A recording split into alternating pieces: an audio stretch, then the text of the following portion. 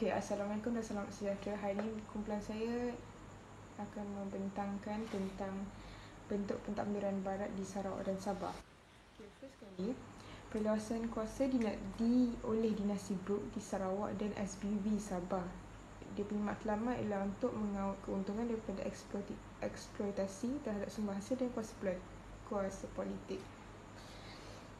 Bagi memastikan matlamat tercapai, pelbagai perubahan dan pentadbiran dilakukan. Perubahan dan pentadbiran ini memberikan kesan besar kepada hidup masyarakat di Sabah dan Sarawak. Pemantapan pentadbiran barat di Sabah dan Sarawak ada 5. First sekali, pembahagian wilayah, pengekalan golongan elit tempatan, pentadbiran berhierarki, pentadbiran berasaskan kaum dan perundangan. Bahagian wilayah Sarawak dan Sabah. Pentadbiran dinasti Brooke di Sarawak dan SBUB di Sabah menyusun semula sistem pentadbiran dengan membuat pembahagian terhadap wilayah-wilayah yang dikuasai. Hal ini dilakukan bagi membolehkan pentadbiran dijalankan dengan lebih berkesan. Sarawak. Pada tahap awal, Raja Brooke membahagikan Sarawak kepada 3 bahagian bagi memudahkan pentadbiran. Charles Brooke menambahkan 2 bahagian pada tahun 1885 dan 1890. Setiap bahagian dipecahkan kepada daerah dan kampung. Sempadan kawasan ini menjadi asas pemilikan dan kekuasaan dinasti Brooke. Hal ini berbeza daripada amalan sebelumnya yang lebih menekankan kepada hak percukaian. Berdasarkan apa yang ditunjukkan dalam peta, bahagian pertama berada di Sungai Sarawak dan Sadong. Bahagian kedua pula di Batang Lupar, Saribas, Kelakar dan Semanggang. Bahagian ketiga di Sungai Rajang, Oya, Mukah, Bintulu dan Matu. Bahagian keempat pula ialah di Sungai Baram. Manakala pada akhir sekali ialah bahagian kelima, iaitu di Limbang, Terusan dan Lawas. Sabah. SBUB turut melaksanakan pembahagian residensi di Sabah. Pada tahap awal hanya terdapat 2 residensi, iaitu Residensi Pantai Timur yang berpusat di Sandakan dan Residensi Pantai Barat yang berpusat di Jesselton. Pada tahun 1922, kawasan pentadbiran terdiri daripada 5 residensi, iaitu Kudat, Pantai Barat, Pedalaman, Pantai Timur dan Tawau, yang kesemuanya berjumlah 17 daerah. Setiap residensi diketuai oleh residen, sementara di daerah pula diketuai oleh pegawai daerah. Setiap pegawai daerah dibantu oleh penolong pegawai daerah. Kebiasaannya, residen, pegawai daerah dan penolong pegawai daerah berbangsa Inggeris atau Eropah. Di peta tersebut menunjukkan bahagian berwarna ungu merupakan residensi pedalaman, bahagian berwarna pink residensi Tawau, bahagian berwarna jingga ialah residensi Pantai Timur, bahagian berwarna hijau iaitu residensi Pantai Barat dan akhir sekali ialah bahagian yang berwarna kuning iaitu residensi Kudat. Pada bahagian bawah tersebut terdapat info tahukah anda Kudat pernah menjadi ibu negeri pertama Sabah sewaktu di bawah pentadbiran SBUB antara tahun 1891 hingga tahun 1884. Nombor 2 pula ialah pengekalan pembesar tempatan. Dasar yang dijalankan oleh dinasti Brooke di Sarawak berasaskan kepada amanah. Sarawak merupakan milik penduduk peribuminya dan Raja Brooke memerintah bagi pihak dan untuk kepentingan mereka. Dengan asas ini, sikap mengambil berat terhadap usaha mempertahankan hak dan kepentingan kaum dijadikan pegangan. Keadaan yang hampir sama turut berlaku di Sabah apabila SBUB perlu memenuhi syarat piagam diraja iaitu menghormati dan mempertahankan masyarakat pribumi. Pengekalan pembesar tempatan di Sarawak. Dinasti Brooke melibatkan kalangan pembesar tempatan dalam sistem pentadbiran atas nama dasar amanah. Dasar ini digunakan bagi mengisi kekurangan pegawai-pegawai Eropah yang jumlahnya kecil pada ketika itu. Pelibatan orang tempatan seperti kalangan datu, iaitu Datu Patinggi, Datu Bandar, Datu Temenggung serta 2 jawatan baru iaitu Datu Imam dan Datu Hakim. Ketika zaman Charles Vyner Brooke, beberapa gelaran diwujudkan iaitu Datu Menteri, Datu Pahlawan, Datu Bentara dan Datu Amar. Para pembesar tidak lagi dibenarkan mengutik cukai. Sebaliknya diberikan gaji dan peranan membantu pentadbiran. Mengekalkan semua undang-undang tempatan dan adat yang tidak bercanggah dengan sistem barat. Okey, pengekalan institusi peribumi di Sabah. Bagi menjamin kecekapan dan pentadbiran yang baik, SBUB membahagikan ketua-ketua peribumi kepada kategori ketua yang diakui dan ketua yang tidak diakui. Ketua anak negeri yang diakui diserap ke dalam sistem pentadbiran SBUB dan dibayar gaji, manakala ketua anak negeri yang tidak diakui tidak dibayar gaji.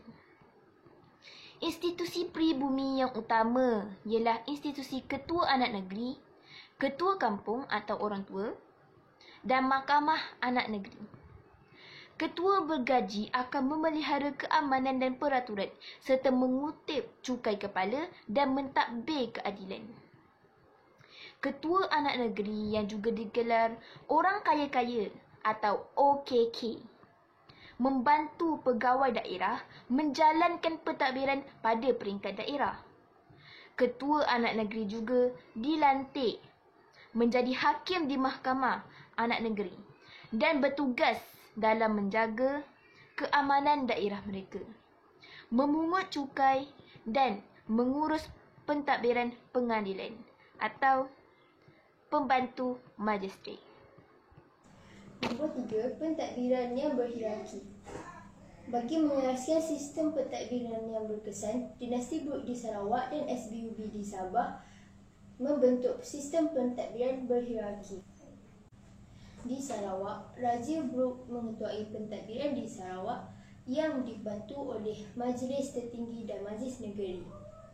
Presiden pula mengetuai pentadbiran di setiap bahagian yang terdiri daripada Kuching, Simanggang, Sibu, Marudi dan Lawas. Setiap bahagian dibahagikan kepada beberapa daerah yang diketuai oleh pegawai daerah. Pentadbiran pada peringkat kampung turut diperkemaskan melalui jawatan penghulu yang menjadi ketua bagi satu atau lebih kampung.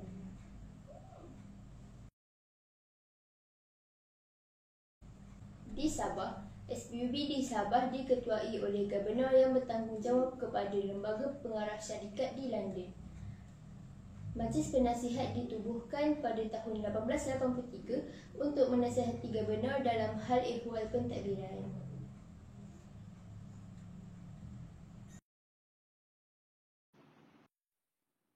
Okey, dekat subtopik 5.1 kita dah belajar tentang latar belakang pemerintahan Sarawak dan Sabah sebelum kemasukan kuasa barat. Untuk Sarawak dia gunakan sistem kesukuan, sistem pentadbiran tempatan dan sistem kedatuan. Untuk Sabah dia pakai sistem kesukuan, sistem pentadbiran tempatan dan sistem ketua bebas. Okey, hari ini kita nak tengok pula bentuk pentadbiran barat di Sarawak dan Sabah selepas kuasa barat dah masuk. Boleh buka muka surat 128. Salah satu pentadbiran yang digunakan oleh kuasa barat di Sarawak dan Sabah adalah pentadbiran berasaskan kaum. Di Sarawak, Dinasti Brooke mengamalkan sistem pecah dan perintah. Dinasti juga membawa maksud keluarga. Maksud sistem pecah dan perintah adalah strategi untuk mendapatkan sesebuah kawasan atau wilayah dengan cara memecahkan kelompok kuasa besar kepada kelompok yang lebih kecil. Hal ini dilakukan agar sesebuah kelompok besar itu tidak bergabung. 3 kategori masyarakat yang dikelompokkan adalah Melayu, Iban dan Cina. Orang Melayu ditugaskan untuk pentadbiran, orang Cina untuk ekonomi dan orang Iban ditugaskan untuk keselamatan dan ketenteraan. Okay, lepas tu Charles Brooke, Raja Putih Sarawak yang ketiga mewujudkan jawatan tertinggi Iban iaitu Temenggung. Okey, ini adalah gambar Charles Rainer Brooke yang memerintah dari tahun 1917 hingga 1946. Bagi orang Cina, diwujudkan jawatan Kapitan dan Kang Chu. Kapitan membawa maksud Kapten dan Kang Chu bermaksud Ketua Pertempatan. Okey, pentadbiran berasaskan kaum di Sabah pula. Pentadbir dikenali sebagai penolong pegawai daerah. Pentadbiran berasaskan peribumi di Sabah. Peribumi juga membawa maksud masyarakat asli. Ketua-ketua etnik berperanan dan dipilih berdasarkan personaliti dan kepakaran. Memberi kesan kepada pentadbiran kerajaan peringkat tempatan. Akhir sekali, dari segi perundangan. Di Sarawak, Undang-Undang 8 perkara diperkenalkan pada Januari 1842. Mahkamah diwujudkan dengan diadili oleh Raja dan dibantu oleh Ketua Majistret. Mahkamah Residen diwujudkan di setiap bahagian. Residen bertindak sebagai Majistret. Mahkamah Adat diwujudkan bagi mengadili kesalahan masyarakat tempatan. Pada tahun 1911 pula, Mahkamah Cina diwujudkan di Kuching bagi menangani dan mengurus hal ehwal dan kes-kes yang melibatkan masyarakat Cina. Di Sabah pula, mereka menggunakan Undang-Undang Barat dan Tempatan. Diwujudkan Mahkamah Majistret dan Mahkamah Anak Negeri. Mahkamah Majistret menggunakan Undang-Undang Barat dan diadili oleh pegawai daerah, manakala Mahkamah Anak Negeri diadili oleh Ketua Anak Negeri.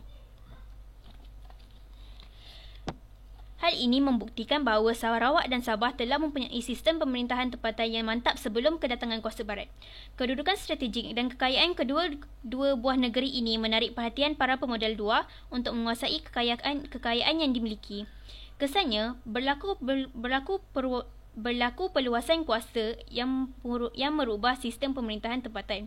Jelaslah bahawa sebagai warga negara, kita perlu sentiasa bersedia untuk menerima perubahan yang membawa kebaikan. Dalam masa yang sama, kita perlu berwaspada terhadap anasir luar yang boleh mengancam hak dan kemakmuran negara yang kita miliki. Sekian, terima kasih.